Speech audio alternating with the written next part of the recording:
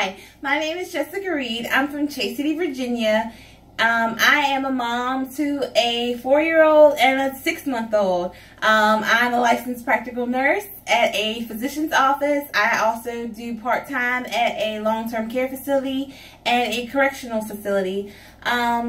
I like to watch movies. I like to go new places and try new things. I've lived in a couple of states. I lived in Florida, Pompano Beach. I lived in Fort Dodge, Iowa. And I was born and raised in Virginia. I'm just starting my journey to obtain my bachelor's in healthcare administration. And I don't plan on continuing my education after this, but you never know.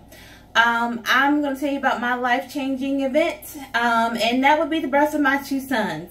My first son, I had some infertility issues conceiving him, but my pregnancy went well, and everyone was telling me to take it easy and not do anything due to me having such a hard time conceiving him.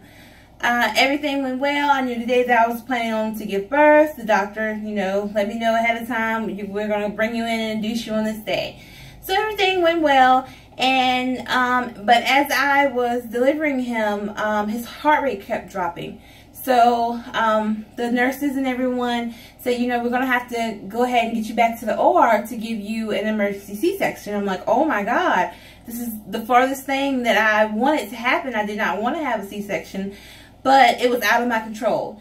And thank God that him and I were both okay. That was the main thing. My second son, I just gave birth to him in December, the day after Christmas. This is his birthday.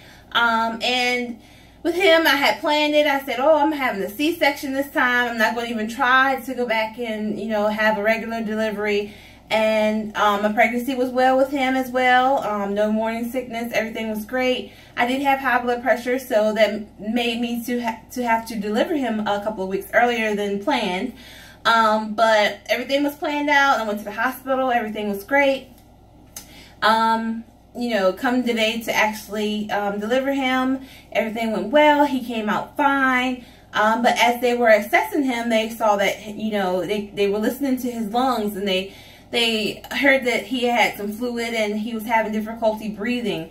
So, they were working on him in the back. And then they took him to the actual nursery and tried to work on him. They had pediatricians. They had people from respiratory coming. They had all kinds of different departments coming to try to, get him to breathe and get some of the fluid out of his lungs.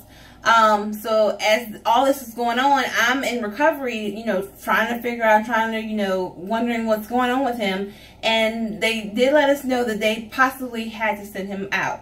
The center I gave birth at is a small hospital. So they let us know that they were going to have to ship him to a bigger hospital that had a neonatal intensive care unit. And that was in Lynchburg. That's about a 45-minute drive, an hour and a half from where I live, and a 45-minute drive from the hospital where I gave birth to him at. So I just had major surgery. And here I am, a mom again for the second time. And I don't have my baby with me. So he stayed in the NICU for 5 days. Thank God, that because it could have been longer than what it was. But I was able to be discharged the next day and go up to see him and stay with him. And the wonderful staff there at the hospital in Lynchburg was amazing. And even the place we stayed was a place that that's connected with the hospital. And it allows for families to stay in this hotel for either a reduced or for free. And they will take you back and forth to the hospital if you don't have transportation. They provide meals and everything. So it was just a blessing, because at the time we didn't have the money or the means, because I wasn't allowed to drive, to even, get back and forth to the hospital, even though we had made it, thanks to our family, to Lynchburg.